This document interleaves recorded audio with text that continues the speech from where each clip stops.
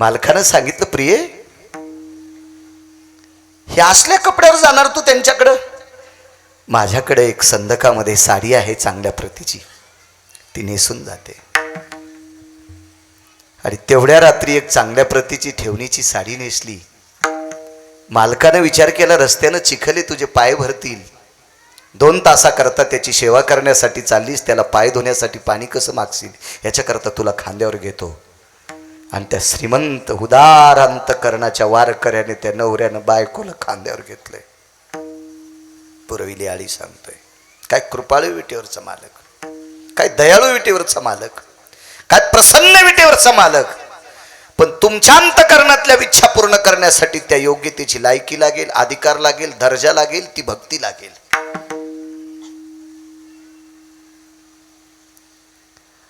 खांद्यावर घेतलं. 1ला काही मिनिटं कमी असताना तिथं सोडलं वट्ट्यावर. बायकोला वट्ट्यावर ठेवले, दोन्ही हात छातीवर ठेवले, खाली मान घातली आणि आन वाहिली. प्रिये,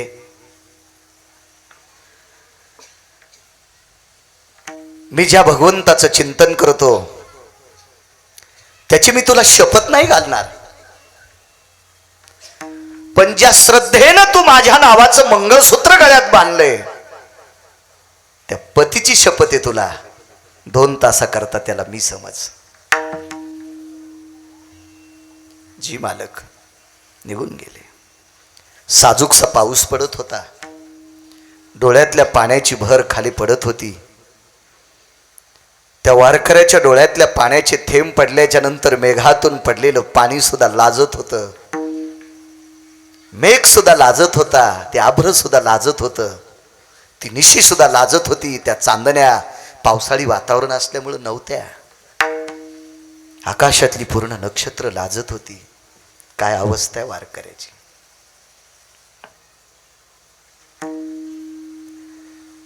चलता चलता मान खाली घातली आणि ज्याचं भजन करत होता त्याला विचारलं, देवा,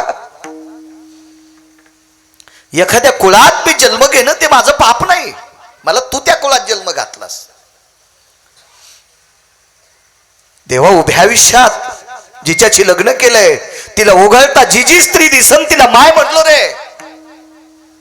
माझ्यापेक्षा वयानं मोठी असेल तिला माय म्हणलो, माझ्या बरोबरीची असेल तिला बहीण म्हणलो, माझ्यापेक्षा कमी वयाची असेल तिला लेक म्हणलोय. देवा, तिला इतकं पाप केलं नाही रे एखाद्या स्त्रीकडे बघत असताना.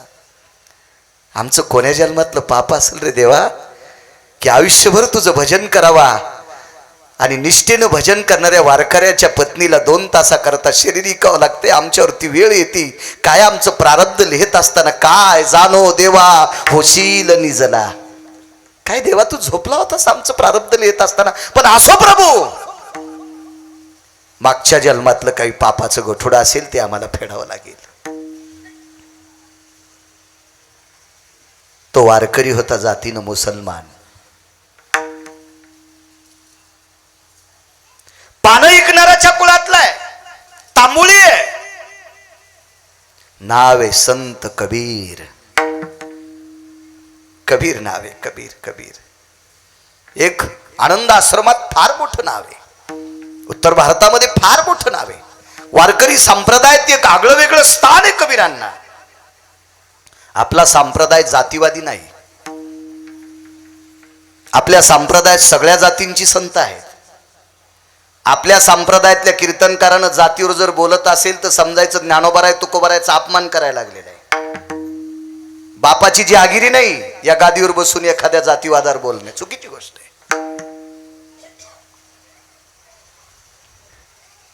जाऊ दे देवा, माझ्या पत्नीवरचं संकट वारण्यासाठी तुला जर कष्ट होत असतील तर असू दे. तिचंही मागच्या जन्मातलं पाप असेल, माझंही मागच्या जन्मातलं पाप असेल. महाराज, पतीवर जर हे संकट असं असेल तर जिला 2 तासाकरता शरीर इकायचे तिची काय अवस्था असेल. भरून आलंय तिला. 5-4 मिनिटं शिल्लक होती. तो तुळशीदास नावाचा गंध लावणारा दुकानदार आतनं विचार करत होता, ठकून गेली, फसून गेली, येत नाही परत आता. ह्या 2-4 मिनिटात ती मनातली मनात पुटपुटत होती, देवा बालपणात जन्म झाला त्यावेळेला आईनं आंघोळ घालत असताना हे शरीर तिनं बघितलं असेल. देवा हे मर्यादा पुरुषोत्तम रामचंद्र जगन्निवासा विठ्ठला माय बापा कळत असताना या शरीराला एवढी जपले रे देवा, एवढी जपले, एवढी जपले, शरीर बघू दिलं नाही कुणाला.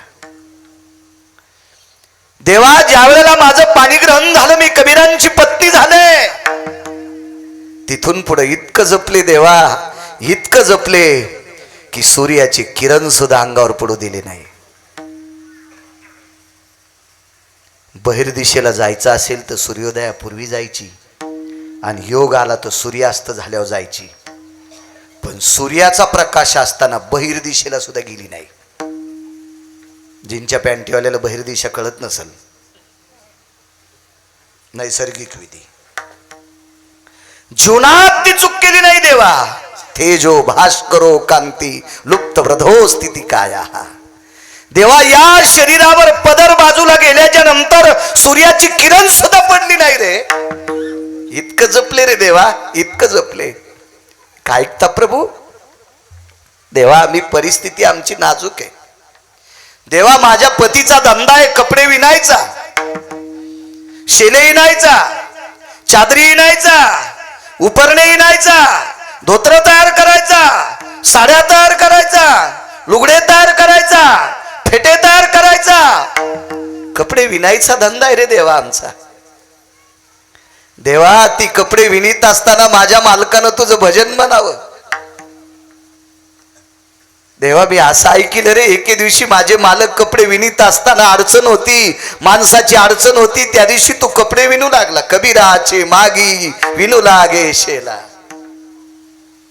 देवा तू कपडे विणू लागत होतास आमच्या पतीला, माझ्या मालकाला. देवा मला असं माहित पडलं रे, विठ्ठला माय बापा जगन्निवासा हे जगदानंद कंद जगतपते राजसा, मला असं माहित झालं की माझ्या मालकानं विणलेला शेला ज्याच्या घरी जाईन त्याच्या घरी राम राम म्हणत होता.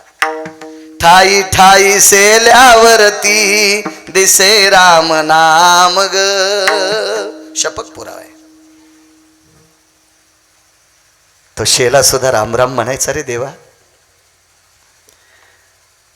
ज्या पतीनं चांबड्याच्या हातानं विणलेला शेला, निर्जीव वस्त्र आहे, पट आहे, अंबर आहे, तो जर राममय होत असेल तर त्या पतीला साथ देणारी पत्नी कशी पापी रे देवा.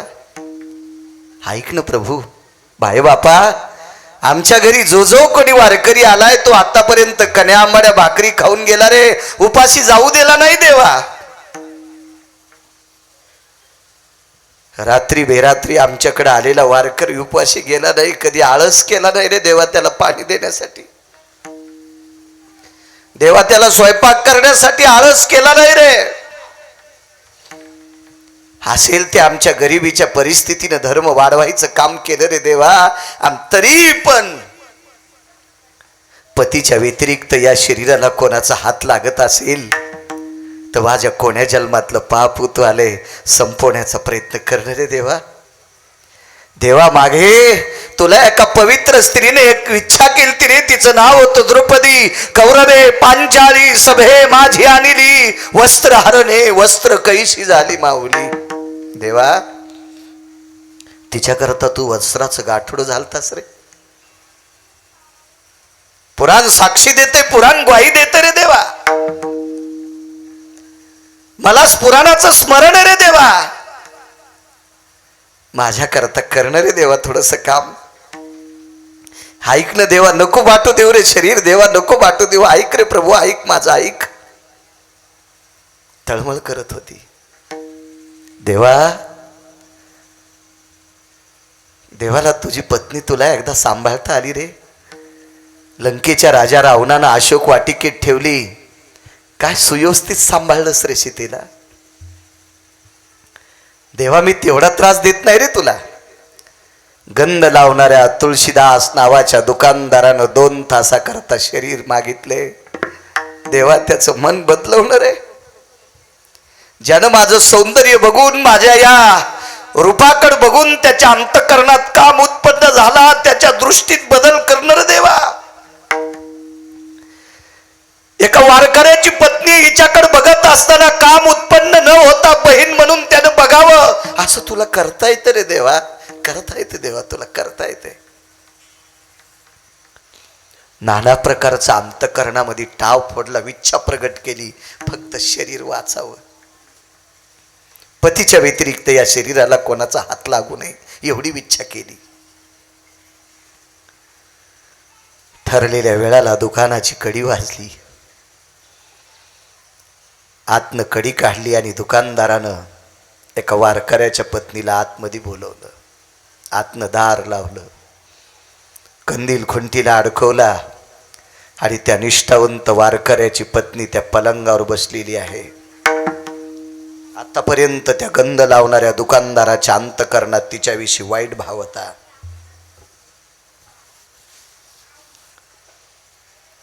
मी या सौंदर्याची लचके तोडील असा घाणेरडा भाव त्याच्या अंतःकरणात होता. त्या दुकानदाराच्या पलंगावर बसल्याच्या नंतर 5-4 मिनिटं निघून गेले. पतीनं सांगितलेल्या शब्दाला तडा जाता कामा नये. भरलेलं पात्र हातात घ्यावा पाण्याचं आणि पळत राहावा. जसं ते पात्र विसळतंय तसं तिचं अंतःकरण विसळत होतं देवा, तिचं मन विसळत होतं. या पवित्र शरीरावर फक्त पतीचा अधिकार आहे देवा. नका रे, नका करू देवा, माझ्यावर असं नका माझ्यावर हे संकट नकोय देवा. देवा माझी काही इच्छा नाही रे, आहे त्याच्या पलीकडे गरिबी दिलीस तरी चालेल रे देवा. उपास मारीन आम्ही मेलोत तरी चालेल देवा. भाकरी वाचून आम्ही मेलोत तरी देवा चालेल रे, पण नको शरीर वाटू देऊ देवा. देवा घरी गेल्याच्या नंतर आमचं घर पेटव. यावतो वैश्यान्नरा असतो दग्ध कायान भग्न स्थितेषु.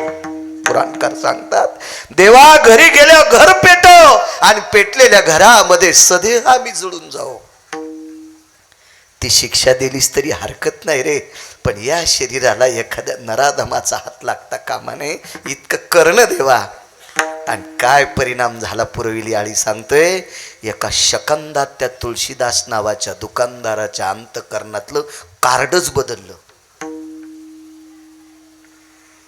जनार्दन बुवा कार्ड बदललं, पावली बुवा कार्ड बदललं, बुवा कार्ड बदललं.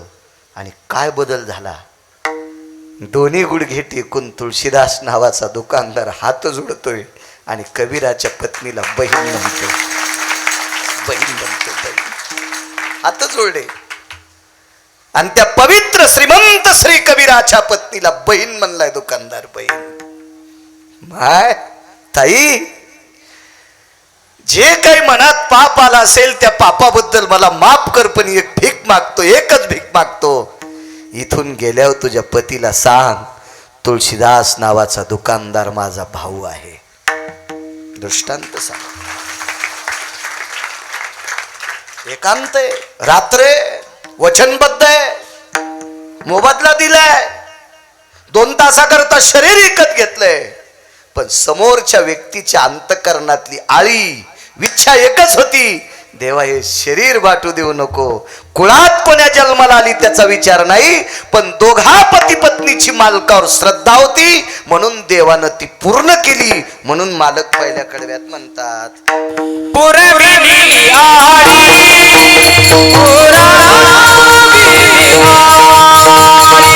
पुरविली आळी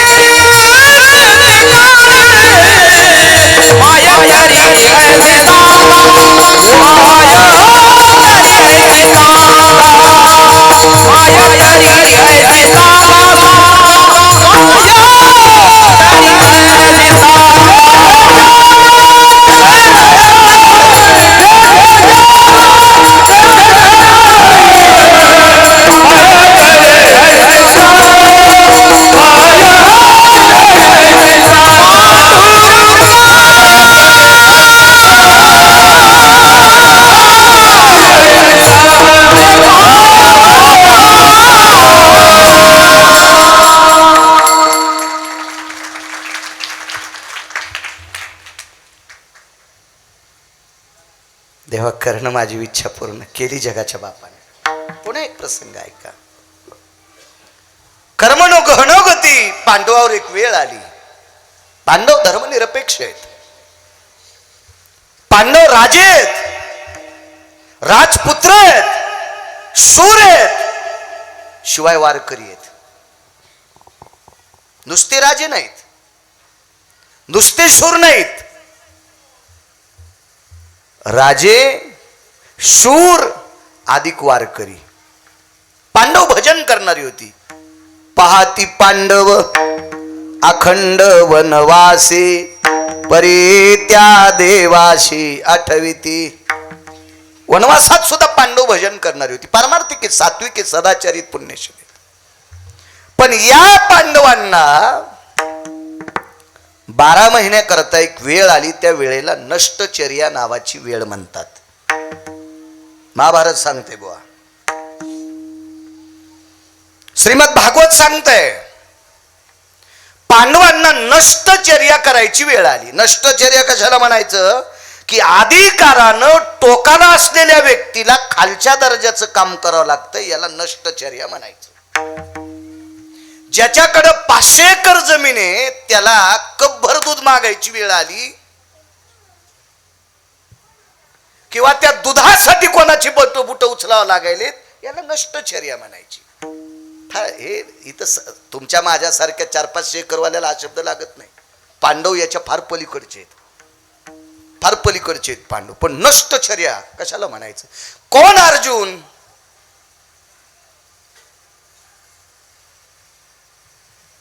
माणसं काही काही मिशाव ताव देतात, उगच असा नादच असतो. असा बोट फिरवायचा, पिळा घालायचा, बोट फिरवायचा, पिळा घालायचा. मृग नक्षत्रात एक किडू निघत बघा, नावली तुम्ही पाहिला असेल. ते मृग नक्षत्र आला की ते किडू निघते, लांब मिशाव आलं. आपल्या बायका त्याच्या अंगावर पाणी टाकून हळदी कुंकू टाकतात, पडू दे रे मृगा पाणी. त्याला मृग नावाचा किडा म्हणतात. असे काही ताव हाणणारी किडीले आहेत ना, दाड्या वाढीनं, चंद्रकोर लावणं. हो, बायको कदरली सुंबळ्या तुला, तुम्ही माय कपाळावर हात हाणून गेली, कवडीचं काम करीत नाही, तू आयत खातो सुंबळ्या. तू यापेक्षा ऊसातले डुकरं बरे, निदान ते ऊस तोडून तरी खालेत. ही असली तावगिरी नाही. तुम्ही काय पुरुषार्थ असेल जगातल्या लोकांकडं, तरी बनेल आणि शर्ट काढत तर खोटं का होत नाही. पुरुषाच्या छातीवर स्तन आहे, अर्जुनाला नव्हतं. 100% पुरुषार्थी कोण असेल? अर्जुन. स्तन नाही गणेश बुवा, नव्हतं. म्हणून नराचा अवतार अर्जुन म्हणायचे, देवनारायण. आणि ज्याच्या वक्षस्थळावर खोटं सुद्धा स्तन नाही, अशा पुरुषार्थी अर्जुनाला पांढऱ्या रंगाची साडी नेसावं लागते कथक नृत्य शिकवायला. याला नष्टचर्या म्हणायचं. कोण भीम? ज्यानं पाय आपटिल्याच्या नंतर 2-2.5 किलोमीटर मध्ये झाड उभं राहत नव्हतं. रेल्वेच्या इंजिन मध्ये किती ताकद आहे.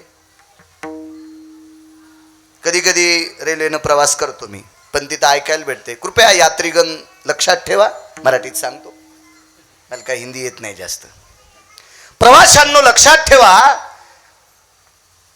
प्लॉट क्रमांक 2 वरून अशी गाडी जाणार आहे ती इथे न थांबणारी गाडी आहे, म्हणून त्या प्लॉटच्या लांब थांबा. इतक्या वेगात गाडी जाती, सनसन सनसन, फक्त रिकामी गिलास फिलास उडी. ती ते प्लॅस्टिकचे असतात ना पडलेले कागदी गिलास, चहाची याची त्याची, तिच्या वेगानं भरभर भरभर भरभर ते उडते. लय काय झालं तर प्लॅटफॉर्म थोडासा दरदर करतो, पण रेल्वे स्टेशनचे पत्र स्लॅब खाली पडत नाही. भीमानं पाय आपतील याच्या नंतर 2.5 किलोमीटर मध्ये झाड राहत नव्हतं. किती इंजिनची ताकद असेल? एक झाड सुद्धा राहत नव्हतं. अशा भीमाला शिरा हटायचं काम आलंय गुरुजी. शिरा बल्लवा भवस्थिताया, बल्लव झालाय, आचारी झालाय, शिरा भज तळायचं काम आलंय. याला नष्टचर्या म्हणायचं.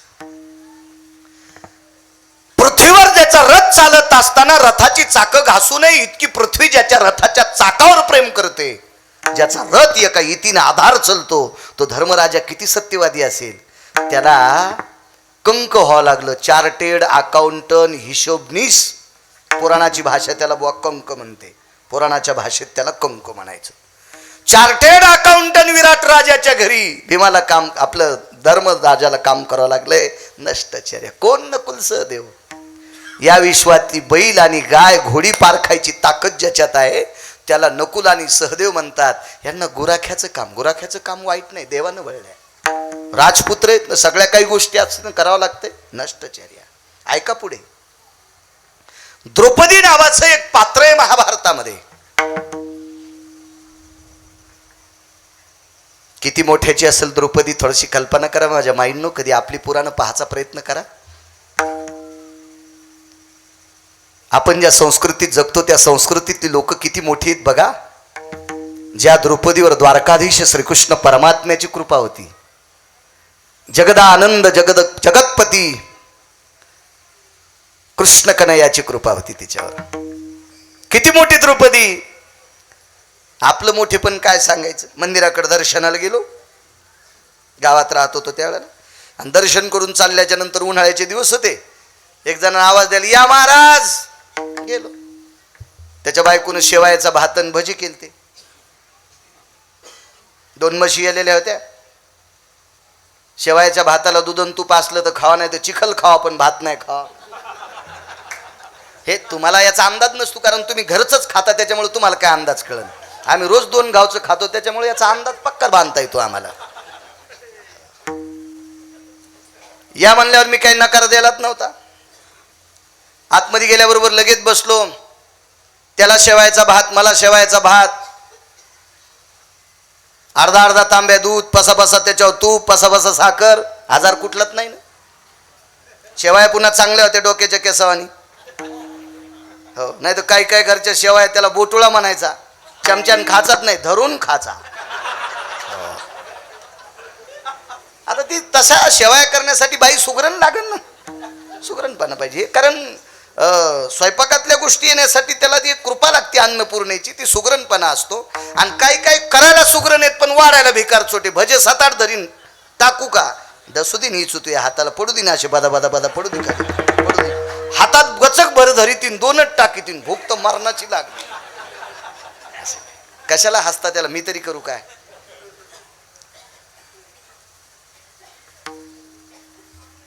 जेवण झालं. बाई म्हणली, महाराज कशा होत्या शेवया. फुकट खाल्ल्या भाऊ वर्णन करावं लागतंय. वा वा वा, काय शेवया होत्या काकू. तोंडात टाकल्याबरोबर गटकन, आणि शेवया चावायचं काम पडते का. काय शेवया होत्या. माझ्या आईनं केल्यात, माझ्या माईनं केल्यात. माईनं कुठे यायच्या माईला येतात. अरे बाप रे, तिला माहीतच नाही किती रगिले म्हणे. तिला माहीतच नव्हतं रोगरचा डबा हातात घ्यावा, पण याला नाही काही बोलावं. 1-2दा माझ्या माईनं केल्यात. मी आणलं, जीजी त्या माईनं केलेल्या शेवया 9 तासाच्या नंतर रोडच्या पलीकडे जाणार आहे. आता कळाल्या ना तुम्हाला. 9 तासाच्या नंतर रोडच्या पलीकडे जाणार आहेत. पण याच्या माईनं तुला हा दिलाय म्हणून तुझा चेहरा शोभून दिसतोय, याची जरा लाज धर कंटुले. तुम्हाला म्हणी ना, मी दुसऱ्या गावात गेल्यावर तुम्हाला फुकायचं, दुसरे आणू कुठून.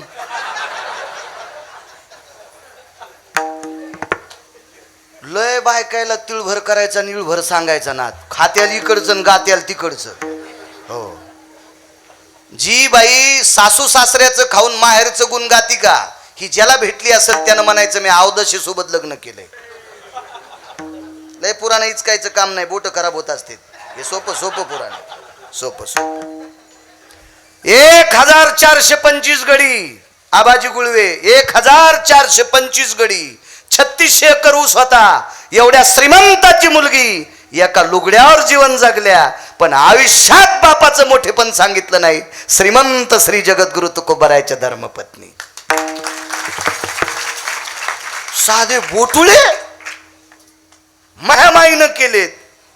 काय सांगायली तू मंजुळा.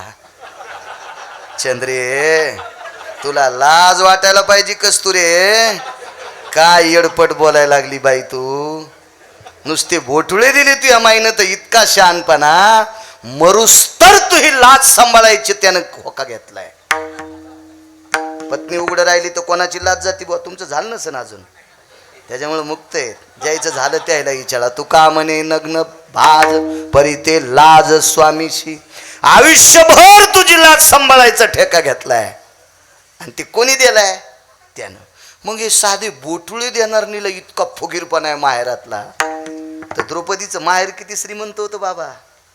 माऊली बाबा 48,324 दाशा द्याल त्या भावानं दिवाळीच्या दिवशी सप्रेम भेट. 48,324. तुमच्या गावात किती बायका भरत्याने जनगणना केली तर म्हणजे किती वर झडे. देवाला जितक्या मुली होत्या का 16,108 गुणिले 3 48,324. जितक्या मुली द्वारकेतल्या मालकाला होत्या तितक्या दाशा द्रौपदीला भावान द्याल त्या. किती श्रीमंताची बहीण असेल होती. किती श्रीमंताची किती श्रीमंताची. आणि एवढ्या श्रीमंताची बहीण असताना सुद्धा एवढ्या श्रीमंत राजाची बहीण असताना सुद्धा विराट राजाच्या घरी माझ्या माईनं शेण काढायची वेळ आली हो. तिला शेण याला म्हणायचं नष्टचर्या. पुराण याच्या करता ऐकायचंय. पुराणीचा रस गोड म्हणले. देहूतले मालक म्हणले पहावे पुराणी विचारोनी. याच्याकरता ह्या लोकांचं जीवन ऐकायचं चरित्र ऐकायचं. माझ्या माईंनो आपल्या जीवनात कमी अधिक गरिबी आली एखादी गोष्ट आली तर निमूटपणे ती सहन करीत जायचंय. मागचं त्याच्याकरता ऐकायचंय. 1425-36 एकर ऊस जिच्या बापाकडे माझ्या तुकोबरायच्या जीवनात आईसाहेबांनी झाडाखाली पडलेली उमरं खाल्ली. महिना चूल पेटत नव्हती. काय परिस्थिती नाजूक असेल माझ्या माईंनो. पण एका रसोदीर्घाईत की संसारातल्या लोकांची कधी निंदा केली नाही. त्याला द्रौपदी म्हणायचं. नष्टचर्या शेण काढायची वेळ आली. पुरविली आली सांगतोय. पुरविली आली. सौंदर्य किती द्रौपदीचं. पांडवांना वनवासात भेटलेली काही ठराविक लोक त्याच्यापैकी वनवासात सर्वात मोठं एक पांडवावर आलेलं संकट होतं. काही सिधा सामग्री नसताना दुर्वास नावाचे साधू आले 60,000 शिष्य घेऊन. हा भाग सोडून त्या दिवसाचा होता. महाभारतात एक प्रसंग आहे. एक साधू पांडवांकडे वनात आले आणि त्या साधूनं सांगितलं माझं वेदाचं अध्ययन राहिले. तर अमावस्याची होती बुवा. अभिमन्यू महाराज अमावस्याची रात्र होती आणि अमावस्येच्या रात्री माझं वेदाचं आवर्तन राहिले. आणि धर्माला सांगितलं राजा दिवा आहे का तुमच्याकडे. आम्ही जंगलात राहतो. आम्ही जंगलात राहतो. दिवा कसला. अरे मी चुकून तुमच्या आश्रमावर आलो. मी चुकून तुमच्या कुटियात आलो. अवघड परिस्थिती माझी. आज रात्रीत माझं वेदाचं अध्ययन व्हायला पाहिजे. आवर्तन व्हायला पाहिजे. तुमच्याकडे दीपक नाही दिवा नाही. हरी म्हातारं काठी टेकीत निघालं. महान ज्ञानी साधू होते. नाव काय असेल सांगता येईल एखाद्याला. किती महाराज मेले सुधरताना मला गोळी घाला. किती भागवत ऐकले आतापर्यंत तुम्ही. किती रामायण ऐकली. किती पुराण ऐकले. वा मी राहू देतो. सगळ्या गोळ्या एकखाट्या घेतल्यावर रिॲक्शन येत असते. मी दुसऱ्या कीर्तनात सांगतो. तुम्ही म्हणताल तुला याच का पुन्हा. तसा माग लागे बी नाही. गोडसं नाव आहे त्या साधूचं. शोध घ्या. देव चांगलं करीन. चांगलं शोधा. तुमच्याकडे 3x6चं पुराण आहे काचाचं. त्याच्यावर इचकी जा. तरुणांनी इचका आपल्या आजीला सांगा आजोबाला सांगा. ते तुमचं याच्या करताचे. तुला वाढदिवसाच्या शुभेच्छा. सकाळीच बायकून आणले त्याला. काय शुभेच्छा द्यायला. त्याच्या इथलं लोन आलं तर तू ही तुला रूम नेणं हानीन.